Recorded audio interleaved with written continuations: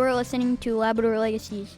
You are going to hear from Jeanien Cooper from Northwest River about how she used to go caribou hunting and how the climate is changing.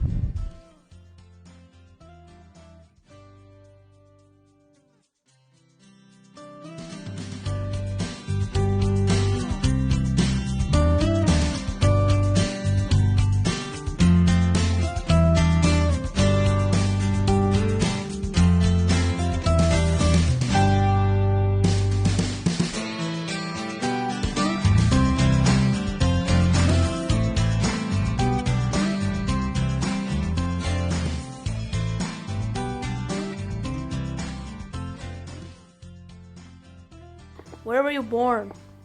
Where was I born? I was born in the Melville Hospital in Happy Valley Goose Bay. There was a hospital up on Baseway back then. That's where I was born. But because there was no hospital, the hospital down here in Northwest River closed down. So I was born in Goose Bay, but I lived in Northwest River. When were you born? I was born August 8th, 1983. How were you raised? I was raised mostly by my mom, and I lived part of my life down here in Northwest River, but we moved to Goose Bay a few times and we moved back and forth. So I was raised by my mom's family, mostly. I was raised, so my grandmother, my great-grandfather was a trapper, a fisher, a hunter, and a guide. And then he taught my grandfather how to be a trapper and a fisher and a guide. And my grandmother worked alongside my grandfather, and she did a lot of hunting and fishing and that kind of stuff too.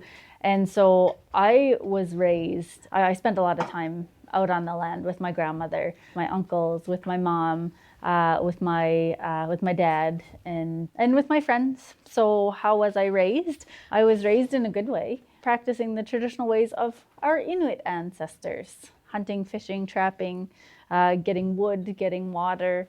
Yeah. Did you have any siblings? I do have siblings. So I have an older sister, but my older sister was raised by her father's grandparents. And then I have two younger brothers, but I also have lots of stepbrothers and stepsisters. So yes, I have lots of siblings. What did you learn as a child? Well, I went to school and I learned French. So in school I learned, I went to French immersion for a long time and I learned how to speak French. And then, I learned all the things that you guys kind of learn in school too, the same kinds of things. But the most important things that I learned when I was a little girl was taught to me by my grandma. So I spent a lot of time over at my grandma's house, which was just over here on the top of the hill. It's an empty house now. I think they use it for nurses. I would spend a lot of time over there with her, and she would teach me how to pick berries, and she would teach me how to cut up caribou meat, and how to prepare fish. And then my uncles would teach me how to, to look for partridge tracks and to go out on the land. And my dad would teach me how to navigate the land using the different land markers around and how to find my way, if I was lost. Yeah, so I learned lots of things in school, that are important, like math and English and social studies and that kind of stuff. But I also learned a lot about our traditional ways. Did you help each other? Yeah, we had to help each other. So my family grew up really poor, so we didn't have a lot of money. And so helping each other out was really important, because if it wasn't for helping each other out, then a lot of times that we wouldn't have food and that kind of stuff. So that was something that we were raised to practice. It's one of our Inuit principles. Like one of our Inuit Chawimaya Tungagi principles is to serve and provide for family and community. And so when we were young, we would help each other out. So if we didn't have lots of meat, then somebody else would come and give us meat. Or if we didn't have berries, or if somebody else didn't have berries, we would go pick berries and we would give each other berries. And so we helped each other out in those ways. And then that's the same with if there was lots of snow in somebody's driveway, or somebody needed help shoveling, or somebody needed help, doing whatever, you would, if you could help, then you would. So we helped each other out lots. What were your favorite things to do? Oh my goodness, my favorite things to do were hunt and fish and go to the cabin. And and they're still my favorite things to do. And play volleyball. Yeah, that was another. And badminton and table tennis. Yeah, and hang out, ride around on Skidoo. I really liked riding around on Skidoo. I also like going out through the trails and that and making like forts and I don't know. Yeah. What games did you play? Well, what games did we play? We used to play like wall ball, so bounce ball down on the college. That was one of the ones that we played a lot. We used to play in the summertime. We would go down to the beach and yes, it was called Red Ass Brogue. We would go and we'd play. Oh my goodness, like we'd play sardines, like different kinds of hide and seek games down in the woods. We'd go down to the beach and we'd like write things in the sand. We called it TV shows. So we'd like get people to guess different games and then we'd do races. And we played, another game was called I Declare War Upon. That one was really fun. What else did we play? We used to do pranks and stuff too sometimes for a laugh. We'd like pretend like we were holding a rope on two sides of the road, and when the cars or something would come by, we'd pretend we were holding a rope and they would stop and then we'd run off in the woods. I don't know. And we used to like go and knock on people's doors and run away, and we'd make prank phone calls. I suppose they're games. Anyway, not I suppose different from how you guys do it, but similar. Oh, and there's another game we used to play too, where we used to like write down things on a piece of paper and we'd pass it around and like we'd say like, okay, you write the name of a boy and then you write the name of a girl and then somebody else would get it and you'd write a place and then you'd write something. And so anyway, we'd make a story and everybody would work together to make the story and then you'd read out the story and it was ridiculous. That was kind of a game too, I guess. Who were your role models? My role models, my grandma was probably my greatest role model, and my mom. They were two really strong, independent women who, they could hold their own. They didn't need, everybody needs somebody, but my grandmother and my mother, they worked really hard to provide for their families. So my grandfather, he left before I was born, and so my grandmother was left to raise all of her kids on her own. And so my grandmother was really tough and she was really capable. She was what people would call two-spirit today. So she didn't identify as female per se or male. And a lot of the times people actually used to tease me. They used to call her my grandpa cat because she dressed like a man. She walked around like a man. She even wore men's underwear. Like she had a boy's haircut. When they had like workout on the road and stuff, she was like the foreman with the chainsaw, and and she was very she was an interesting person, but she was very independent, very capable. She could hunt for herself, she could fish for herself, she cut her own wood. And in fact, my grandmother and Jangwesh, they had a good relationship, and my grandfather and Jangwesh's husband worked together too in the fish camps. So my grandmother was probably my biggest role model because she was very unique and very hardworking and very independent and very strong. And my mother was a lot like my grandmother in many ways, in that she had to work hard too, and so they were very independent. And I saw them, there was a lot of obstacles that they had, and watching my mom and my grandma overcome those obstacles. I think that's what makes them my role models. But then also my dad and my uncles, they were my role models because they had a lot of traditional knowledge, and they were always looking to help wherever they could and to help other people and to step in. And even though they didn't have much, they gave what they could, and so they did what they could to help others. And those were my role models, I guess. What was your favorite thing about Northwest River? My favorite thing about Northwest River then, and it continues to be my favorite thing about Northwest River, is having access to the land and the water and the ice and the snow. We're really lucky here, and we may not realize it, but there's a lot of people who say, oh, well, there's nothing to do here, we need to go to the city and da-da-da, and it's like, whoa, well, once you get out into the city, you realize that city life is definitely, you don't have the same freedom, you don't have the same access to community, you don't have the same access to the land. And so the thing I love about Northwest River is that we get to continue to practice those traditional ways of our ancestors, and we get to maintain that connection to land and to animals and to water and the ice and the snow, and we get to appreciate that. But we also get to appreciate one another. So we're also surrounded by family, and we're close by. So when when somebody needs something, you're never really on your own, even though, we may not spend lots of time together, and, there may not be a whole lot of community events. When somebody needs something, the community always steps up to support and uplift one another. And that sense of connection to land and connection to family is what I appreciate about Northwest River. Did you spend much time on the land? Oh, yes. There's a lot of people in my work and in the different circles that I go in, and when they ask me where I'm from, I often tell them, I say, well, I grew up in Northwest River, which is on the traditional territories, on Nitassinan, the traditional territories of the Inuit First Nation.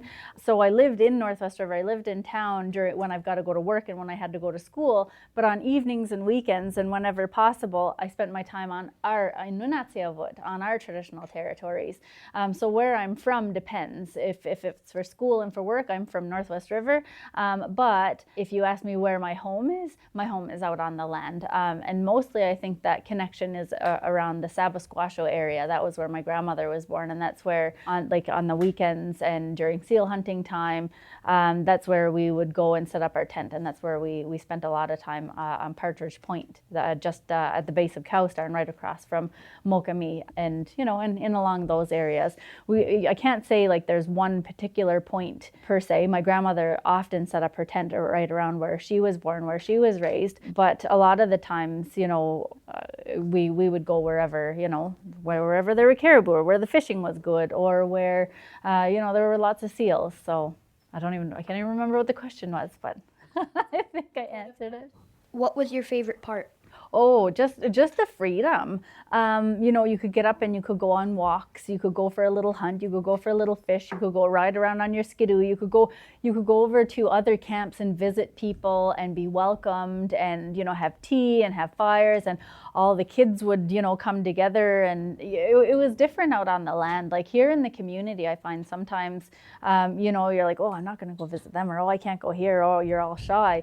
But when we go out on the land, it's like everybody just comes together, and no matter whose cabin, whether you know them or not, you're welcomed and you're included, and there's a different atmosphere. And I think it's that connection. Sometimes I think about it's the connectedness, right? So here in town, we're connected in many ways to like the internet and to our jobs, and but sometimes we need to disconnect away from the internet, away from all of that, and go out so that we can reconnect with people. And so the part about being out on the land that I liked the most was disconnecting to reconnect. Disconnecting from the TV, disconnecting from the video games, disconnecting from the phone, disconnecting from, all of the stress of work and school and whatever, and going out on the land and just reconnecting with the land, reconnecting with our community members, reconnecting with our friends, reconnecting with the water and everything that, anyway, yeah, that's my favorite part. What was the most important part to know for safety? Well, you know how we can read words on a page? I think the most important part about being on the land for safety is knowing how to read the land and read the water and read the ice and read the snow and read the sky and read the clouds. One of the most dangerous elements is when we go into spaces that we don't know, right? So building a relationship with the land was the most important part for safety. You need to know what's safe and you need to know what's not safe. You need to know when it's okay to go somewhere and when it's not okay to go somewhere. So I think it's called land literacy, right? So it's being able to read the land and being able to determine what's safe and what's not based on those signs and those indicators. But the relationship that comes through a relationship. Over time, the more you spend time out on the land, the more you come to know it, right? So being safe is listening to the land, reading the land, but also listening to your parents, to your elders, to the people who have that experience and expertise, and learning from them what's safe and what's not, because they know what's safe and what's not. Were them days tough? Yes, those days were tough. My days were tough than the older people's days, I guess, because we were kind of in between this world of like technology and no technology. And so, while my dad and my grandfather and my grandmother and they had this traditional knowledge, we were in that era where that old traditional knowledge was kind of going out, and the newer technology, it was kind of being replaced. So we were in between, where we knew some but not necessarily enough. And so it made it hard because we were in between worlds. It's almost like we don't know enough about the old ways to fully function in those old ways, but we don't fully know enough about the new technologies to fully function in the new ways either. So we're kind of in this in between, and we're lucky because I think we're one of the last generations that were able to experience those old ways prior to the internet and prior to video games and prior to like lots of channels on TV. Like when I was growing up here, we only had like 10 channels on TV. We didn't have satellites, we didn't have the internet, we didn't have cell phones. We didn't even. We had a phone with a whatever. But like internet and like we didn't have like distance education. Like I could never so it was hard in a different way. Like we were that in between generation where we didn't have technology, but we didn't have traditional knowledge, but we had a bit of both. What was dating like back then? What was what like? Dating. They came up with the question. Oh, dating like back then. Oh boy. Well, it was slim pickings. There weren't many people around that weren't your relatives. So I don't know. It was kind of hard, I guess, in that because you were almost related to everybody. So everybody was kind of your cousin, or you found out that they were your cousin, so you couldn't go out with them. And we didn't go on dates. You just kind of hung out with people, and then your friends became your. Like everybody was like, oh, well, you hang out with them all the time, so you must be boyfriend and girlfriend. So then you just became boyfriend and girlfriend, and sometimes it would work out and sometimes it didn't. So that was kind of how it worked for me, because I spent a lot of time out hunting and fishing, and we would go down below a lot. And typically it was me and the boys, and there was one other boy around that I wasn't related to, that that we and then we would go hunting, or we would go out down to the cabin, or we'd go out fishing or whatever out on Skidoo, and we spent so much time together that everybody just assumed that we were going out. So we went out, but that was our dating. So we didn't go on dates like like going out for like coffee or going out to like a restaurant and eat. And we used to go hunting and fishing and go to the cabin. So that was how we dated, I guess. Mm-hmm. Did you go through tough times? Yeah, we did go through tough times. I was talking about this a little earlier. So for us, because of that transition, my grandma and my mom and my dad, they went to the residential schools, to the day schools, and because those schools weren't designed to help our parents. My parents weren't successful in navigating those systems, but in order to be successful, to make lots of money and stuff, and to feed your family and provide for your family, you needed to have a job, and you needed to have a job, you needed to have an education. And so, there was nobody in my family before me to graduate high school and get a high school diploma.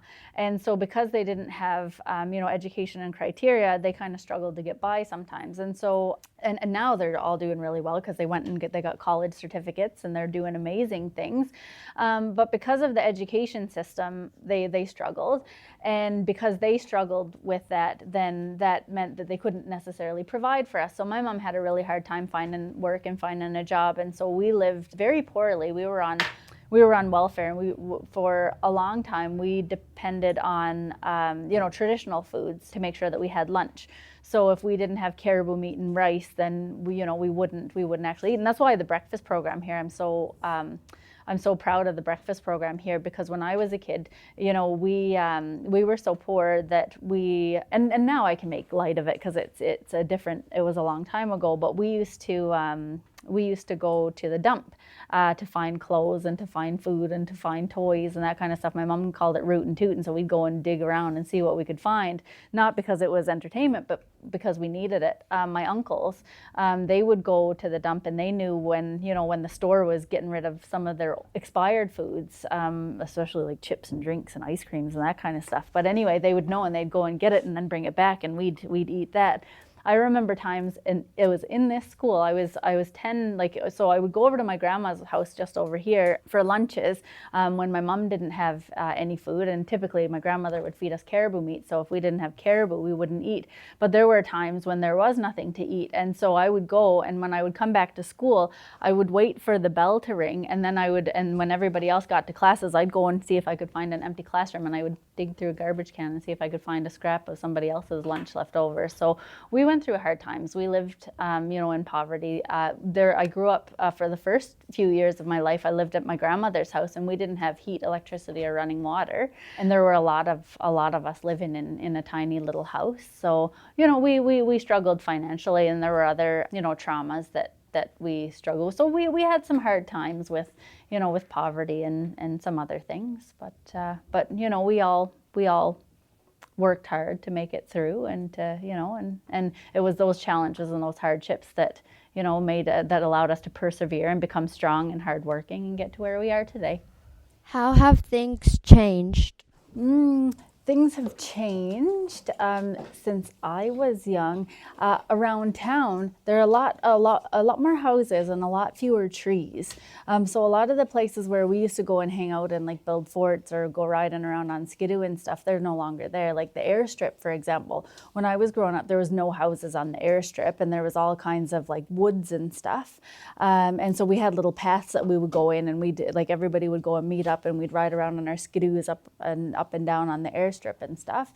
And then another thing that's changed a lot is that when you go down below, so like to Sabi and around the islands and stuff, and even across over to Kenemish and stuff, there's a lot more cabins, way more cabins than what there were when we were young. Another thing that changed a lot too is technology and the internet and that kind of stuff. When I was growing up around here, we didn't have cell phones, we didn't have computers, we didn't have a lot of the technology that you guys had, and even like TV, like satellite TV and like Netflix and streaming. We didn't have any of that. I think there were like 10 channels that you could get down here in Northwest River, and they weren't good channels. They were like boring news channels, although I'm interested in the news now. I wasn't when I was younger. And the only time we had anything good was like on Saturdays, they would have the top 20 music charts playing. So me and my friends, we would get together at somebody's house who had cable, and then we'd watch that, and we'd record it on a video, like a VCR. We had VCRs and tapes and CDs, and anyway, so those kinds of things were different. What else was different, I wonder? Oh, and in school, like we didn't have like online learning and that kind of stuff, or smart boards, or I don't know. So there's a lot more technology and a lot less land things, I suppose. But also another thing that's really different too is for school and stuff, like we went out, like we got to go out fishing, and we even got to go caribou hunting one time. So that was pretty neat. Yeah.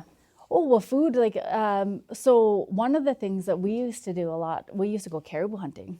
And we can't, that's the thing, climate change.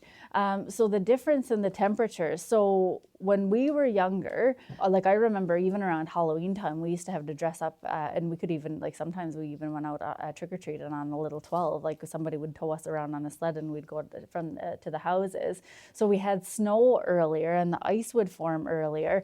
We always were able, we always spent New Year's right after Christmas, we would go to the cabin or go down in tent right after Christmas, and we'd spend New Year's down in Sabi or down around the islands and in those areas. And we can't do that anymore. And then caribou hunting, like we used to, there was a lot of caribou hunting and seal hunting. And now, because the ice, it doesn't form until late and it melts really soon, we're not able to seal hunt anymore in the same way. And then with caribou hunting, well, with the ban on the caribou and the decline of the population. So when I went hunting, in 2001, since 2001 to now, so over the last 24 years, the population, the herd, has almost declined entirely. It's declined like by 99%. So you don't see as many caribou as what you used to. You used to see them, really close by sometimes, but they're not here anymore. Yeah, so those have been two, significant changes, I think. The most significant that I've noticed is, the formation of the ice, the amounts of snow. I remember when we were younger, when we used to go down the road, like we used to walk and it was almost like you were walking down a hallway because there was so much snow. I remember we used to be able to, on one side of the house because of the snow drifts, like there used to be snow right up to the roof. So you could walk on, like from a snowbank onto the roof of the house, and then you would jump off one side of the house and down into the snow on the other side, or even off the banks. And and you used to, we could make like snow forts and tunnels, and we don't seem to have as much snow and ice as what we used to have. I think that's the biggest changes. Did you go through challenges now? Do I go through challenges now? Yeah. I think finding balance between wanting to be out on the land, but then having to be here in town for work and for different kinds of things. So balancing wanting to live and practice and reclaim, that traditional life, and then but having to work and having my kids have to go to school. I think that's the biggest challenge. If my kids didn't have to be here to school Monday through Friday, I think we would live out on the land and we would go and we do a lot more hunting and a lot more fishing and a lot more berry picking. So I think the biggest challenge is finding that balance between wanting to be out on the land and having to be here in town for our different obligations and appointments and work commitments and that kind of thing. And then I think another challenge too is access to people for traditional knowledge. Like everybody is so busy, and there are a lot of people who, there's not a whole lot of elders around who have a lot of that traditional knowledge, and and they're getting a lot older, so they're unable to go out on the land and show you some of the things. So I think it's a challenge to find people with those traditional knowledge, so that they and finding the time to go and visit with them and to spend with them. I think that's one of my big challenges too. I wish I had more time, less time having to work, with work obligations and advocacy obligations, and more time to just sit and visit and connect with family and connect with friends and connect with the land. I think there's so many distractions. One of the things that I think about is today in today's society, we're very connected by our phones and by internet and by TV, and all of these different technological things that we're really busy all the time. So we're always on calls, or we're always sending emails, or we're always doing this and that. And in a way that's really good because we get to communicate, we get to share lots of information, but at the same time that takes us away from spending time with our relatives, or spending time with elders, or spending time out on the land. And so I think those are the biggest challenges those are challenging. Finding a balance of time, because I'm always too busy, and too busy not doing the things that I want to do, but the things that I have to do to make a living, I guess. I wish I could spend more time in community and on the land and, doing relationship building things and spending time with kids and elders and bringing people together, and less time having to do paperwork and doing meetings. What are your favorite things to do to pass time now? Oh my goodness, it depends on the season. In the wintertime, so around this time of the year, I like to be out fishing. So I like to spend time at my cabin, and I like to fish and to hunt partridges. And I like to prepare the birds and the meat. I like to harvest wood. I got a new chainsaw for Christmas, so I'm busy, cutting wood so that I got lots of wood for the winter and into the summer and the fall. In the springtime and summertime, I like to spend time out on the land in different ways, like out for walks. But also, I'd like to learn how to garden, so I'm gardening. In the fall, picking berries and hunting moose and going out on a boat. I also like to bead, and I like to sew, and I like to I don't know, to do caribou tufting. I like when I catch, if I catch, we trapped a bear a little while ago. So I like to learn different techniques for like stretching the skin and cleaning the skin and using the fur and using the bones and preparing the meat. Same with fish, using the skins and preparing the fish and finding different ways to preserve them. And also with like moose fur and that kind of stuff, like doing tufting. I like to learn, I like to find ways that I can do traditional things and relearn some of the things that our ancestors used to do. And then other things that I like to do, in addition to learning how to do those things and practicing those things myself, I like to share those with other people. So anybody who might be interested to learn. So I like, sharing that with my kids or with, other people who might be interested. So that's what I like to do in my spare time. Be out on the land and learn traditional knowledge and share traditional knowledge. What do you think the future will be like? Well, the future, that depends on the decisions that you guys make today and that your parents make. So my hope for the future is that we find new ways to bring old ways back and to find more of a balance between life using technology and advancing with different technologies, but recognizing how important traditional knowledge is. So finding ways to bring both of those worlds together. So I would like to see more people learning Inuit, more people learning Inuktitut so that we can learn the value of those languages. I would like to see in the future learning more about the land, learning about the different plants and the different plant medicines and how to grow gardens and how to harvest traditional foods and how to prepare traditional foods, but also how to bring the technology into that too, and find ways to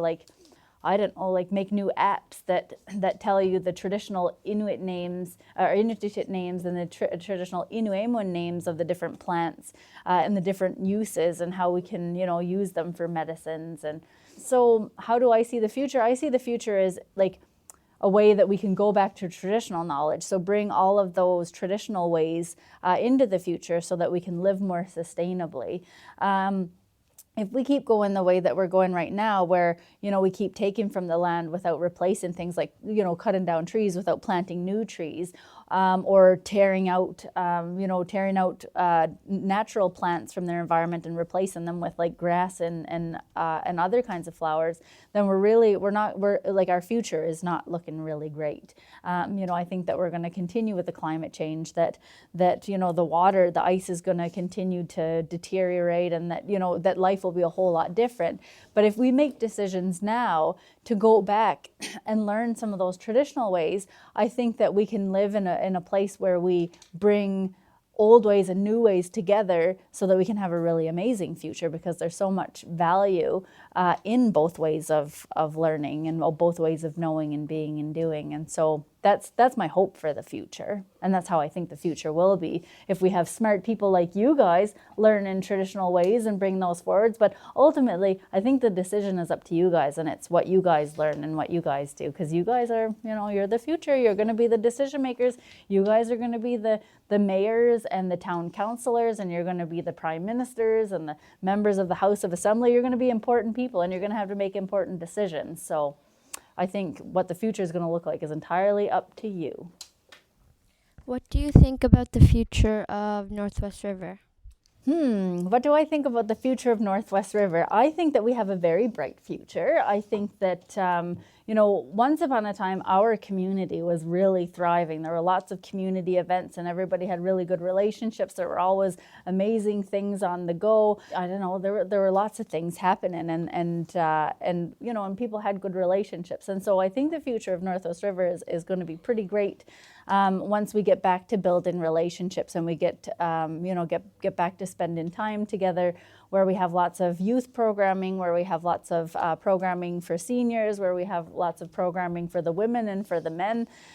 So I think our future is pretty good. But again, that future also depends on what you guys like, what you guys want to see and what you guys want to do. Everything that we do, all of the decisions that we take and the actions that we take and all of the, everything that we do now has an impact on the future. And so, I don't know, I would put that question back to you guys and say, what do you guys think? What do you guys want to see for the future of Northwest River? What's good now and what's not so good? And what things can we do together? You guys working together with your parents and with your families, what can we do together so that we can make changes to see the community that you want? Because again, this is your town, right? You guys, like I said, you're going to be the principals and the teachers, and you're going to be working at the store, and you're going to be doing all these things. What do you guys want to see in the community? I want to see more people doing things together, and and having more celebrations and more community events, and and that's what I would see for Northwest River. What is your life advice? My life advice? Oh my goodness. My life advice, I think it's to find your purpose, to find out who you are. So who are you? What's important to you? What are your values and what are your beliefs? What makes you happy? And so in order to find out who you are, then you can find out, what's important to you. So what your passion is and what your purpose is. So I think, my advice would be to find out what makes you happy and find a way to share that with the world. So, what are your gifts and what are your abilities? What are your interests? Each and every single one of you have something unique that you can bring to help uplift, your family and your community. And so I think I think my advice would be for you to find out what makes you happy, what your gifts are, and find a meaningful way to make a life and a living doing what you love to do while helping your community at the same time. Mm-hmm. Yeah, because if you I don't know, if you make a life, or you can make if you find out what makes you happy and you find a way to make a living doing that, then you'll be happy for the rest of your life. And it doesn't, and try not to put too much pressure on yourself. There's a lot of the times that people in society will be like, oh, well, you've got to do this. You got to get 100% on your tests, and you've got to go and be a doctor and be a lawyer, and you've got to, go to university right away, and da da da. You know what? Not being a doctor and a lawyer and getting 100% on a test is less important than how you're feeling inside your heart, right? And and being a doctor is stressful, being a lawyer is stressful, and that's not going to make everybody happy. So again, you've got to figure out what it is that makes you happy. What do you love doing?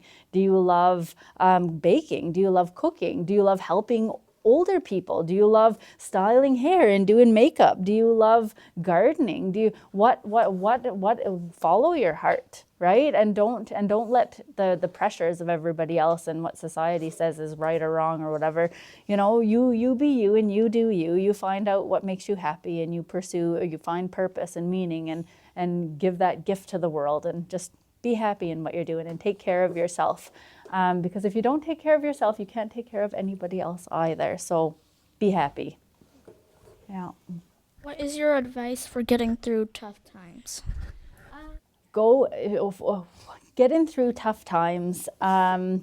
You get to make choices. And I would encourage you to make choices where you're not, because sometimes when we get into hard times, we're like, oh, this hard time is going to last forever, but you can choose to not think that way, and you can choose, this is a hard time for right now, but we're going to get through it. So I think the important thing is, when you're having a hard time, is to find somebody that you trust, somebody that you love, somebody that you care about and that cares about you, and to go to them and seek support. So everybody has a person or a place, that they go to for support. So in those hard times, rely on the people that care about you and love you, and go to them and get help. There's always going to be somebody in your life. You might not think it. Sometimes you might not, because some people might not have good relationships with their parents or with their grandparents, but you know what? There's lots of teachers and there's lots of community members out there who really care and who are out there to help you. So, when you're having a hard time, just know that hard time is not going to last, that you're going to get through it, and that you have lots of people around, lots of friends, family, community members who are there to support you. Don't be afraid to ask for help, because help is out there. So I think, for the hard times, get in that help from people that you trust and that you love. I think that's what's going to help get you through hard times. What is the key to happiness? Oh my goodness, what is the key to happiness? Relationships, good relationships.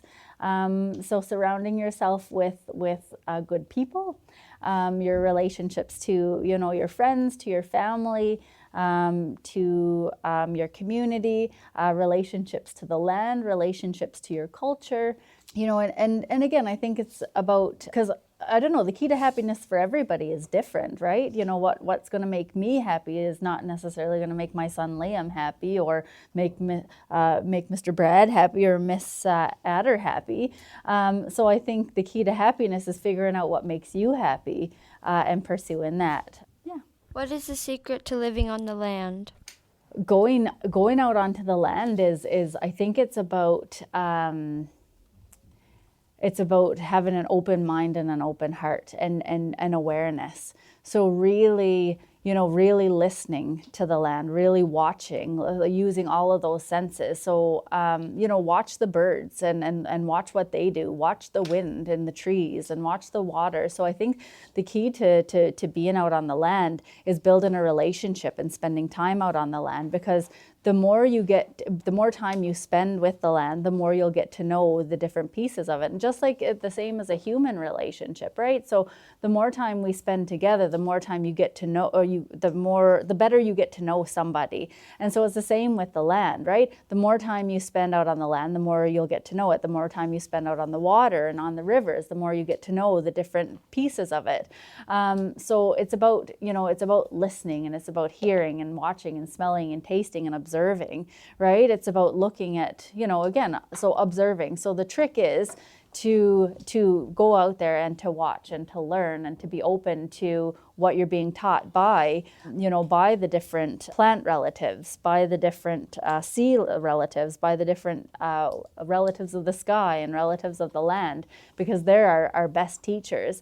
But I think another trick is, when you go out onto the land, is to make sure that you're going out onto the land with somebody who also can help you understand that, right? So having good teachers. So going out with your parents, with your grandparents, with elders, different, knowledge keepers who have experience and who have developed a relationship with the land over the years, because they can help guide and navigate and teach you different things. So they can help you interpret what the trees are saying, or what the water is saying, or what the birds are saying, or what the fish are saying, for example.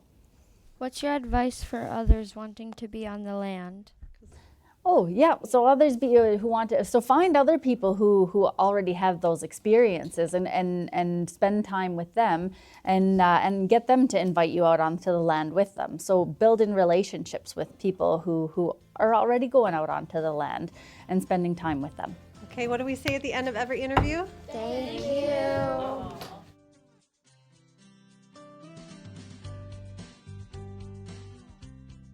You've been listening to Labrador Legacy. Thank you to ArtsNL, ArtsSmarts, for funding this program. We are Rogan, Owen, Curtis, Nixon, Misha, Caden, Raylan, Xavier, Cody! Darius, Noah, Maddox. at Lake Melville School. thank you for listening. Please check out our other episodes of Labrador Legacy.